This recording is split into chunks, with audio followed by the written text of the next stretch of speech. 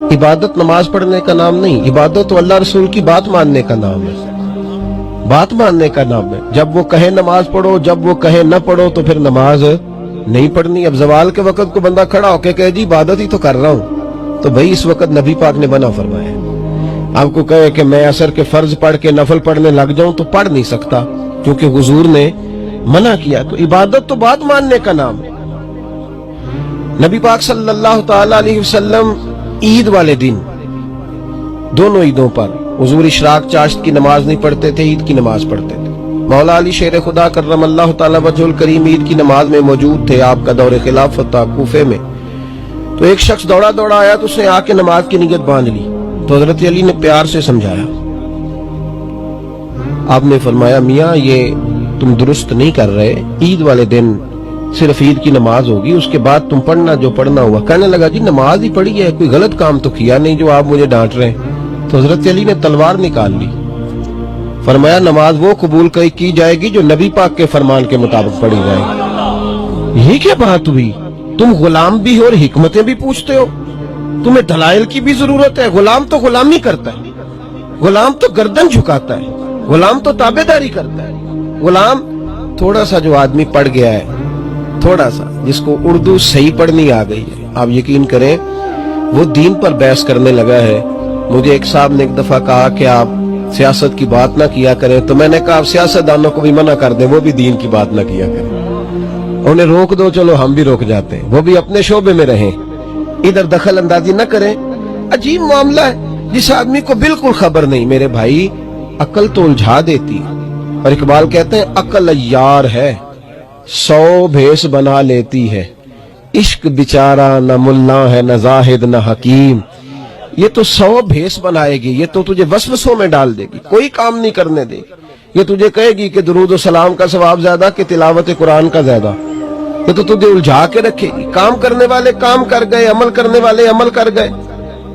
गुलाम होके, नबी पाक का गुलाम होके तुझे हिकमत बताना कोई जरूरी है कि इस काम का कितना अजर मिलेगा, कितना सवाब मिलेगा। मेरा इंडस्ट्री वाला, फैक्ट्री वाला, क्योंकि उसका काम नहीं चल रहा बैंक के बगैर, तो वो कहता है मौलाना सूद के बगैर नहीं काम चलता। भी तेरा ना चले लेकिन तू ले नहीं सकता, इसलिए कि मुस्तफा ने मना कर दिया है। तू इस धंधे में कभी हाथ डाल नहीं सकता, न चले, ना निजाम आगे बढ़े, ना तेरी मईशत तरक्की करे, लेकिन वो काम हो नहीं सकता जिससे महबूब ने मना कर दिया। तू गुलाम है, तूने बात माननी है, तूने बहस नहीं करनी। इमाम अहमद बिन हंबल रहमतुल्लाह अलैह बाजार गए गुलाम खरीदने। या तो गुलाम हिकमतें पूछते हैं, गुलाम भी है और दलील भी पूछता है, गुलाम भी है और बहस भी करता है। इमाम अहमद बिन हंबल बाजार गए तो एक गुलाम खरीद के लाए। जब घर आया ना, बड़ी खूबसूरत बात, तवज्जो करना, इमाम साहब फरमाने लगे तेरा नाम क्या है? तो वो कहने लगा हुजूर गुलामों का नाम नहीं होता, आप किसी और को भी आवाज देंगे तो मैं समझूंगा मुझे ही बुला रहे हैं, मैं पहुंच जाऊंगा। तो आप फरमाने लगे ये हुजरे बने हुए हैं, किसी जो मकान तुझे अच्छा लगे, तेरी रिहाइश के लिए सही हो, वो पसंद कर ले। रो पड़ा, कहने लगा हुजूर गुलामों के नखरे नहीं होते, आप इशारा कर दें कहाँ रहना है। हजरत इमाम अहमद बिन हंबल कहते हैं मुझे उसकी बातों ने वजद दिला दिया, मेरी तबीयत अल्लाह अल्लाह करने लगी। तीसरा जुमला मैंने पूछा तू खाएगा क्या? तो कहते हैं उठ के मेरे पैरों में बैठ गया। कहने लगा हुजूर मैं नौकर हूँ, नौकर नौकरियां करते हैं, अपने खाने पीने पहनने का ध्यान नहीं रखते, जो टुकड़ा बच गया डाल देना, मैं चुप करके खा लिया करूंगा। राती जागे ते शेख सदावे ते राती जाग दे कुत्ते तैथों उत्ते, मालिक दा दरमूल न छड़ दे भावे मारो 100 देखे ना, ये हजरत बाबा साहब हमें समझा रहे हैं। कहते हैं जो जिसको तूने रखा होगा ना पालतू कुत्ता, तू एक रोटी देता है और दूसरी वो कुत्ता मांगे तो तू उसे जूते मारता है। एक रोटी खा के तू एयर कंडीशन में सोया होता है और कुत्ता किसी नाली में सो जाता है, और तू सोया रहता है, वो सारी रात तेरी पहरेदारी करता है। जिसका तू मालिक है, जिसका तू मालिक है, तो अपनी दी हुई नेमत देख और फिर उसका वफा का रिश्ता देख तेरे साथ। तेरा भी तो कोई मालिक है ना, तो तू उसकी दी हुई नेमतें भी देख और फिर अपनी वफा का रिश्ता भी देख।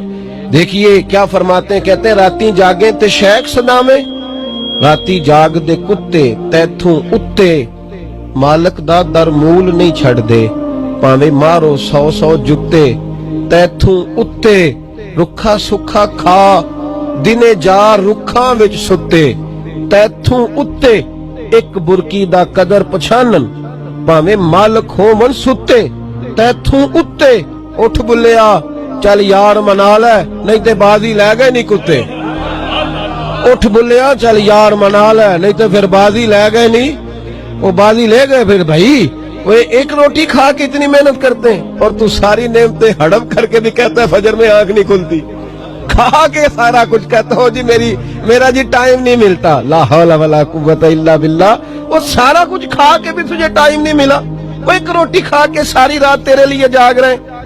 मेरे महबूब के गुलामों ने बहस नहीं की। इधर देखना, कोई पीर साहब, कोई हजरत साहब, कोई शेखुल हदीस साहब आपसे कहें कि जनाब तैयारी करो उम्रे पे जाना है, फिर एयरपोर्ट पे वो जाके गए एहराम बांधने के बाद कि नहीं अब नहीं जाना, वापस चलो। चले, मैं किसी बुजुर्ग की बात नहीं करता, एजेंट कई दफा तैयारी करा के ना वो बंदा खाने भी खिला लेता है, दावतें भी, कई दफा फूल भी डाल जाते हैं। और अगर एयरपोर्ट पे पता चले कि नहीं उम्रा नहीं करना तो कितनी मुश्किल होती है।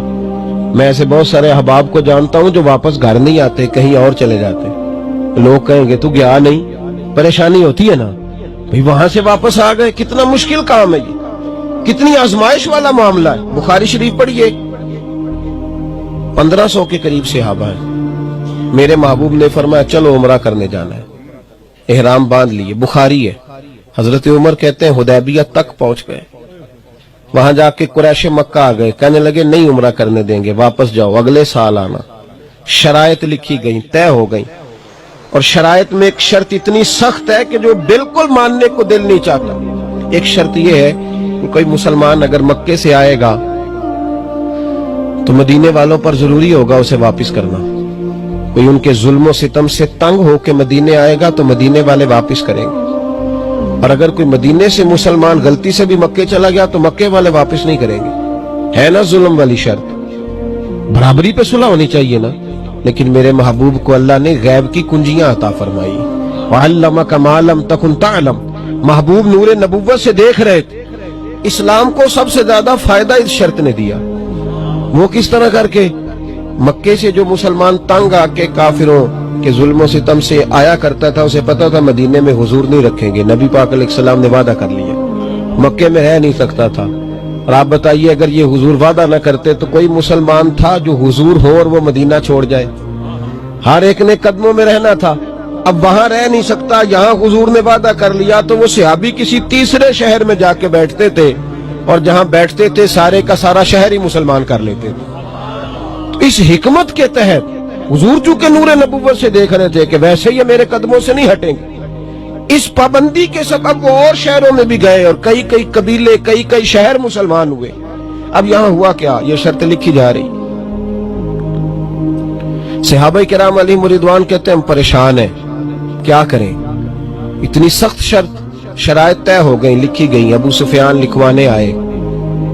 जब तय हो गई ना बातें, तो नबी पाक सल्लल्लाहु अलैहि वसल्लम से अबू सुफियान ने कहा उमरा नहीं करना, वापस जाए। एहराम बंधे हुए हैं, कपड़े लोगों ने बैग में रखे हुए, तैयारी करके आए। 1500 के करीब से आप मुझे बतलाओ, यहाँ तो लोग कहते हैं वो आपने कहा था तो काम नहीं हुआ, लिहाजा हम पीर बदलने लगे, लिहाजा हमारा नहीं ताल्लुक आपसे चल सकता मियाँ, हम अब छोड़ रहे हैं। आपके तो फलां बुजुर्ग ने ये लिखा था तो वजीफा पढ़ा है तो काम नहीं हुआ तो जा रहे हैं हम। लेकिन इतनी अकल की गुत्थियां सुलझाओगे तो ये तो नफ्सियाती मरीज बना देगी अकल। इकबाल रोया करते थे, अकल की गुत्थियां सुलझा चुका हूं, या रब मुझे साहिबे जुनून कर दे, ऐ अल्लाह मेरी मदद कर, मुझे अब इश्क वाला बना, जुनून वाला बना। आपको वो जिन लोगों ने खुश्क मजहब बताया है ना, वो आपसे वो कैफ छीनना चाहते हैं, वो दर्द की लज्जत लेना चाहते हैं, वो आंसुओं का खिराज आपसे छीन लेना चाहते हैं। दोस्तों याद रखना, हजरत उमर फारूक रदी अल्लाह ताला अन्हु फरमाते हैं, ये लफ्ज जुरकानी के हैं, बुखारी के नहीं। फरमाते हैं सबसे पहले हुजूर ने जब कहा ना खोल दो एहराम वापस जाना है, कितना मुश्किल है काम, और कहा भी हुजूर ने जब कहा ना खोल दो तो कहते हैं सब लोग परेशान थे, बड़ा ही मुश्किल था। लेकिन जिस हस्ती ने सबसे पहले उठ के एहराम खोला वो हजरत अबू बकर सिद्दीक थे। حضرت عمر کہتے ہیں میں نے کہا ابو بکر تو نے فٹافٹ کھول دیا, تو جناب ابو بکر کہنے لگے پریشانی والی بات کیا, حضور کے کہنے پہ باندھا تھا, نبی پاک کے کہنے پہ کھول دیا. ہم نے نہ کبھی قطرے پہ غور کیا اور نہ دریا دیکھا, بس جہاں تیری جھلک دیکھی وہیں ڈوب گئے. اس سے کیا غرض ہے؟ حضور نے کہا تھا باندھ لو تو لہذا باندھ لیا, حضور نے کہا کھول دو تو لہذا. پڑھیے نا مشکات, نبی پاک نے سونے کی انگوٹھی پہنی, اگلے جمعے تمام صحابہ نے پہن لی.